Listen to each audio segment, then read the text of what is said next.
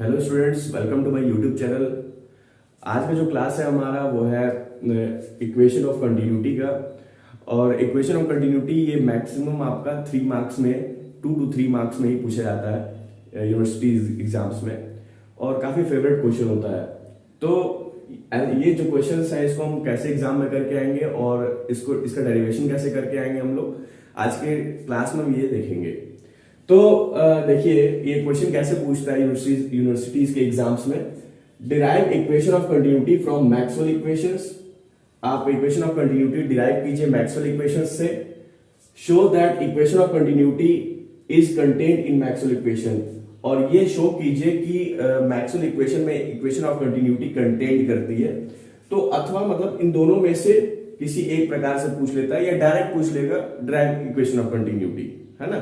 तो इस प्रकार से क्वेश्चंस निकल करके आते हैं। और इसको कैसे डिराइव करेंगे, देखिए इलेक्ट्रोमैग्नेटिक फील्ड थ्योरी में हमने बता चुका है पिछले क्लासेस में भी कि आपकी पूरी इलेक्ट्रोमैग्नेटिक फील्ड थ्योरी जो होती है वो मैक्सवेल के चारों इक्वेशन पर बेस्ड होती है। तो इसको डिराइव करने के लिए मैक्सवेल के इक्वेशंस को ही यहाँ पे इस्तेमाल करेंगे। तो कौन कौन से मैक्सवेल के इक्वेशंस को इस्तेमाल करेंगे इसको डिराइव करने के लिए, और इक्वेशन ऑफ कंटिन्यूटी क्या होती है आइए देखते हैं।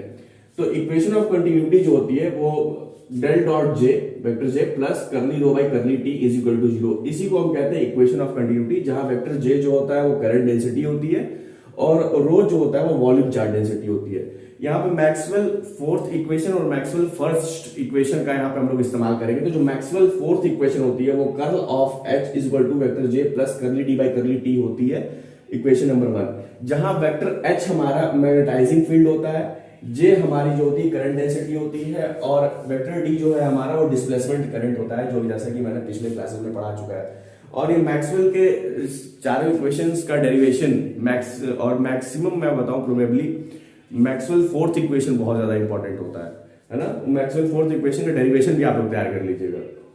तो मैक्सवेल फोर्थ इक्वेशन जो है हमारा ये है, जहां पे हमने बता दिया कि वेक्टर एच वेक्टर जे वेक्टर डी हमारा क्या है। अब हम क्या करेंगे मैक्सवेल फोर्थ इक्वेशन में, जिसको हम इक्वेशन नंबर 1 माने हुए हैं, इसमें दोनों तरफ हम क्या करेंगे डाइवर्जेंस लेंगे। तो डाइवर्जेंस के लिए करते हैं कर्ल ऑफ एच, यहाँ पे डेल डॉट कर देंगे। यहाँ पे क्या है, यहाँ पे हमारा यहाँ पे भी हम डेल डॉट कर देंगे। तो इस क्वांटिटी राइट हैंड साइड में भी और लेफ्ट हैंड साइड में भी दोनों तरफ हम यहाँ पे डेल डॉट कर देंगे। तो कर्ल का अगर हम डाइवर्जेंस लेते हैं तो उस क्वांटिटी की वैल्यू, उस पूरी फंक्शन की वैल्यू जो होती है हमारी 0 हो जाती है, जैसा कि हमने बताया था कि जहां पे कर्ल और डाइवर्जेंस एक साथ प्रेजेंट होते हैं जिस फंक्शन के साथ, वहां पे उस पूरी क्वांटिटी की वैल्यू 0 हो जाती है। बाकी इस डेल डॉट को अंदर भेजिए, तो डेल डॉट जे हो जाएगा प्लस डेल डॉट, अब इसके साथ आ जाएगा करली डी बाई करली टी के साथ।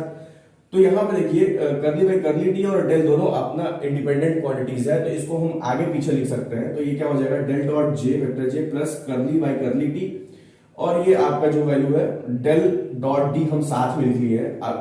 डेल डॉट को हम आगे कर दिए डी के पास। आप कर सकते हैं आराम से, क्योंकि दोनों हमारे इंडिपेंडेंट क्वांटिटी है। इज इक्वल टू आपका 0 हो जाएगा, ये इक्वेशन नंबर 2 हो जाएगा हमारा।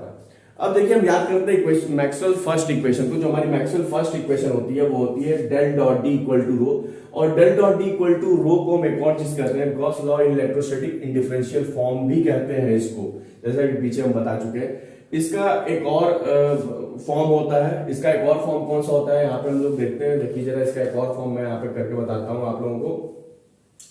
हम जानते हैं कि del vector D equal to epsilon naught E होता है। तो जरा इस वेक्टर डी की वैल्यू को यहां पे रखिए। इस वेक्टर डी की वैल्यू हम जानते हैं एप्सिलॉन नॉट ई होता है, तो इस एप्सिलॉन नॉट ई को इस वाले इक्वेशन में यहां रखिए। तो ये हो जाएगा हमारा डेल डॉट, और ये हो जाएगा epsilon naught E is equal to rho. तो एप्सिलॉन नॉट हमारा कांस्टेंट है, इसको हम बाहर करेंगे। तो एप्सिलॉन नॉट ये del dot E is equal to rho, ये होगा। अब एप्सिलॉन नॉट कांस्टेंट है, इसको नीचे भगा दीजिए। तो del dot vector E is equal to rho upon में एप्सिलॉन नॉट। तो ये एक सेकंड फॉर्म है गॉस लॉ के डिफरेंशियल फॉर्म का, ये सेकंड फॉर्म है जो कि पिछले क्लास में बता चुका हूं। और ये जो है ना, ये एक तरीके से रिवीजन है आपका, कि आप भूले मत इसको, आपके नॉलेज के लिए। तो बेसिकली तो हमारा यूज इसी का है। इसको हम दूसरे फॉर्म में इस प्रकार से रिप्रेजेंट करते हैं, जैसा कि मैंने यहाँ पे रिवाइज कराया। तो यहाँ पे डेल डॉट डी को हम रो लिख रहे हैं, तो इस इक्वेशन में डेल डॉट डी को हम इसकी जगह पे रो लिख देंगे। तो क्या करेंगे, using equation number 3 in 2 we get. अब इस इक्वेशन नंबर 3 को उठा करके यहाँ पर 2 में रखिए, मतलब मीन से डेल डॉट डी की जगह पे यहाँ पर रो रखिए, तो आपको क्या मिल जाएगा, del dot vector J plus curly by curly T, अब डेल डॉट डी की जगह पे रो लिख देंगे इज इक्वल टू 0। तो ये जो इक्वेशन का फॉर्म हुआ, इसी इक्वेशन को स्टूडेंट्स हम कहते हैं इक्वेशन ऑफ कंटिन्यूटी। यहां तक आप करके आएंगे तो आपको 3 मार्क्स आपके पूरे मिलेंगे। उम्मीद करूंगा आज का क्लास समझ में आया होगा, और अगर आज का क्लास समझ में आया हो तो हमारे चैनल को सब्सक्राइब और लाइक कर लीजिए इस वीडियो को। Thank you so much.